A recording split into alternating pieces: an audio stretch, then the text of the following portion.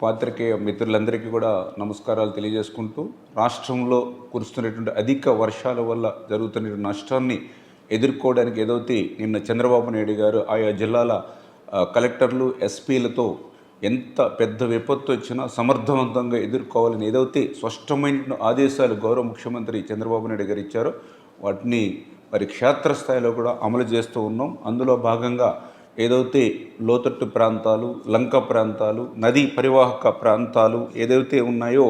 మరి ఆ ప్రాంతాల్లో ఉన్నటువంటి ప్రజలందరినీ కూడా అప్రమత్తం చేయడం జరిగిందని చెప్పి తెలియజేసుకుంటూ,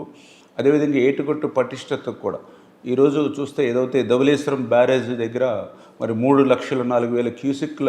నీరుని వేళ అవుట్ఫ్లో వస్తూ ఉన్నటువంటి పరిస్థితి. అదేవిధంగా ఈరోజు భద్రాచలంలో 5,45,600 అక్కడ అవుట్ఫ్లో ఉన్నటువంటి పరిస్థితి. ఫోర్కాస్ట్ ద్వారా ఇది ఇంకా పెరిగేటువంటి పరిస్థితి ఉన్నందున ఆ ఏటుగట్ల పటిష్టతకు కూడా ఆ యొక్క ఇసుక బస్తాలు, శాండ్ బ్యాగ్స్, అదేవిధంగా సరువు బాదులు ఇటువంటి సామాగ్రిని అంతా కూడా సిద్ధం చేసుకోవాలని ఆ కన్జర్వేటివ్ డిపార్ట్మెంట్ వారికి కూడా ఆదేశాలు ఇవ్వడం జరిగింది. అదేవిధంగా ఏదైతే మరి ఇప్పుడున్నటువంటి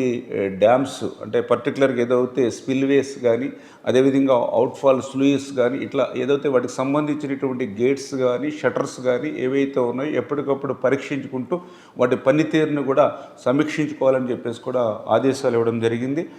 అదేవిధంగా ఏదైతే ఈ రెవెన్యూ శాఖ వారు కూడా ఏదైతే గత 2 రోజుల నుంచి కురుస్తున్నటువంటి వర్షాలతోటి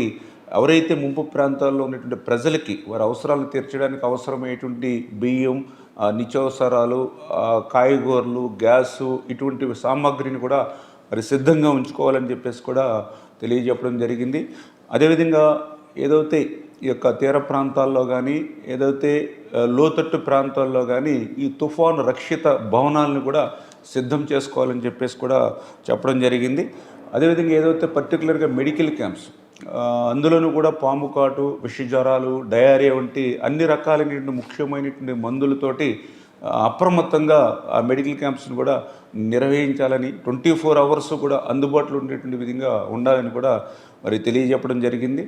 అదేవిధంగా ఎవరైతే మత్స్యకారులు ఎవరైతే ఉన్నారో వారి విలువైనటువంటి పడవలు కానీ, వలలు కానీ వాటి సామాగ్రిని అంతటిని కూడా భద్రపరచుకోవడంతో పాటుగా మరి వేటకు వెళ్లకుండా మత్స్యకారులను కూడా అప్రమత్తం చేయడం జరిగిందనే విషయాన్ని కూడా ఈ సందర్భంగా తెలియజేసుకుంటూ, మరీ ముఖ్యంగా ఏదైతే ఈ యొక్క వరద ముంపు ప్రాంతాలు ఏవైతే ఉన్నాయో మరి అక్కడ నెలలు నిండినటువంటి గర్భిణీ స్త్రీలు ఎవరైతే ఉన్నారో, దీర్ఘకాలపు వ్యాధిగ్రస్తులు ఎవరైతే ఉన్నారో, బెడ్ రీడింగ్ పేషెంట్స్ ఎవరైతే ఉన్నారో అటువంటి వారిని అందరినీ కూడా ముందుగానే కొద్దిగా ఐడెంటిఫై చేసుకుని వాళ్ళు కూడా దగ్గరలో ఉన్నటువంటి ప్రభుత్వ ఆసుపత్రుల్లో చేర్చాలని చెప్పేసి వాళ్ళకు కూడా ఆదేశాలు ఇవ్వడం జరిగింది. అంటే ఈ రకంగా అనుకోనిటువంటి విధంగా ఏ ఇబ్బందులు వచ్చినప్పటికీ కూడా వాటిని సమర్థవంతంగా ఎదుర్కోవాలని ఏదైతే చంద్రబాబు నాయుడు గారి ఇచ్చిన ఆదేశాల ప్రకారం అటు క్షేత్రస్థాయిలో అధికారులందరూ కూడా పనిచేస్తూ ఉన్నారు. వారికి తోడుగా మాకు సంబంధించినటువంటి ప్రజాప్రతినిధులు కానీ, అదేవిధంగా మన ఎన్డీఏ కూటమికి సంబంధించినటువంటి నాయకులు, కార్యకర్తలు కూడా ఈ యొక్క అధికారులతో పాటుగా ఈ యొక్క సహాయ కార్యక్రమాల్లో కూడా మరి ఆ ప్రజల్ని అప్రమత్తం చేయడంలో కానీ సహకారం అందించాలని చెప్పేసి కూడా మీ ద్వారా కూడా అందరినీ కూడా కోరుతూ ఉన్నాం.